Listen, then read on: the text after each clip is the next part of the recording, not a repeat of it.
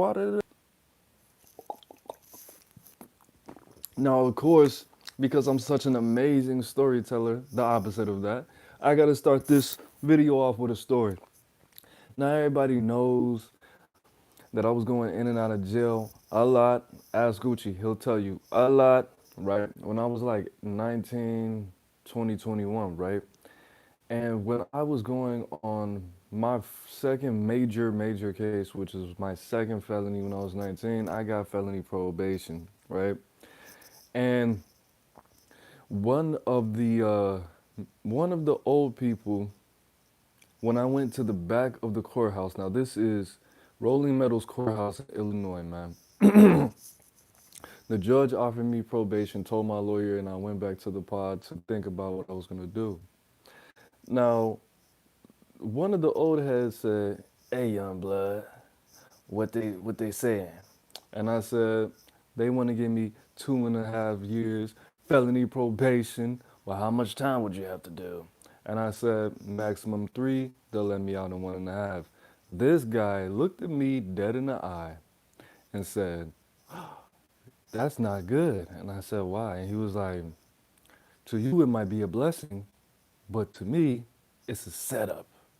And I was like, expound. And he said, "How many times have you been arrested in the last 2 or 3 years?" And I was like, "The last year, ever since I've been in Chicago, I've been getting arrested probably once every 2 to 3 weeks." And he was like, "Exactly. Do you think you could go 2.5 years without getting arrested? They just want you to do probation so they could take your money and they could follow you around and And basically, he told me that I should take the prison time, 1.5 years, because it would be better as far as my record.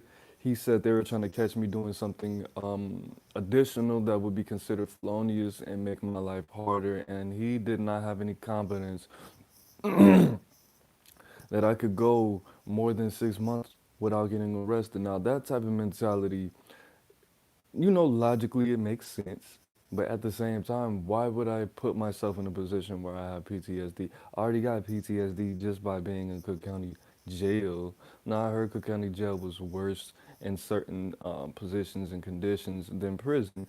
But at the same time, I don't want to go to prison, bro. And I was 19 and I was smaller than I am right now. Right now, I'm 5'9". When I was 19, I was like 5'7", 5'8", 125 pounds, soaking wet with Timberlands on, bro. I wasn't trying to go to prison. And I was just so, I'm kind of stupid now, but I was just slow, bro. And I was on, putting all kind of stuff in my body I shouldn't have been putting in there, smoking cigarettes, things like that. But that type of mentality, man, I'm gonna give you one side of that mentality, and then I'm gonna give you the other side of that mentality. That type of mentality, deliberately putting yourself in a position where you're literally asking to go to prison, is just not good, bro. We do not need to have people out here feeding the youth prison, bro. Literally instructing and directing me to go to prison. The thing about it is, bros, knowledge is the ultimate preventative measure. If you know what recidivism is basically when it explains the revolving door. Excuse me. It is the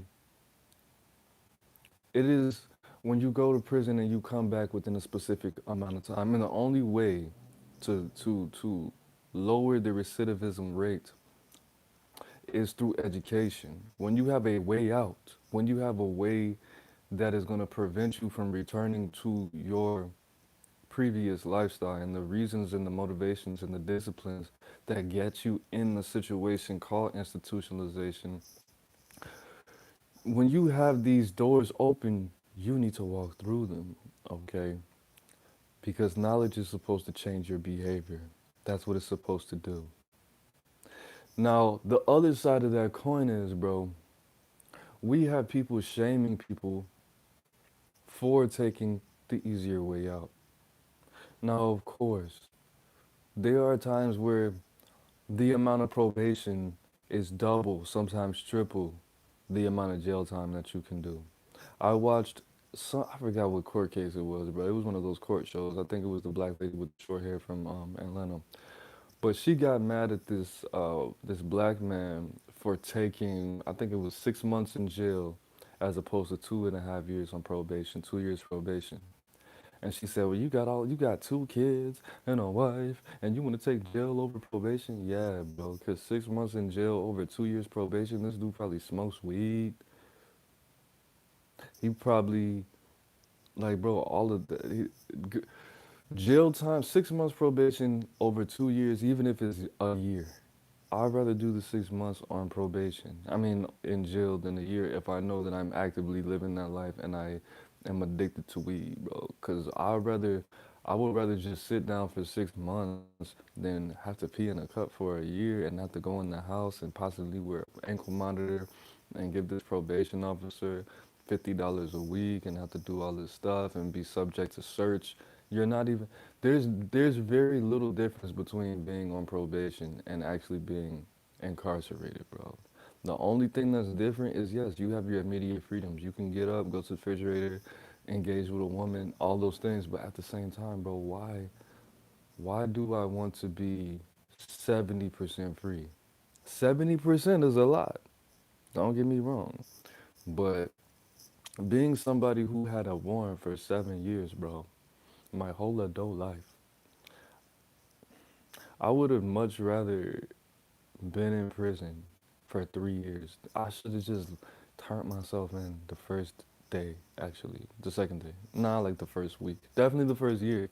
But just being scared to go outside, having a warrant and being on probation is like, that's, that's, having a warrant is like that middle step between being on probation and being actually in jail. There's really no difference between having a warrant and being on probation and being on probation and being in jail. There's very little like being on work release, you know. But if your probation and your jail time is equal, don't take the prison time, bro. Don't take the jail time. Just do the probation, bro. Because the thing about it is, if you successfully complete probation, they're going to give you probation again if you don't get caught up too close. If you complete probation and you blow your probation unsuccessfully, they're going to put you in jail over and over and over. There's gonna have to be some years passed between you getting on probation, your next case, and you getting on probation again after that. Spend bread on a lawyer for sure, for sure.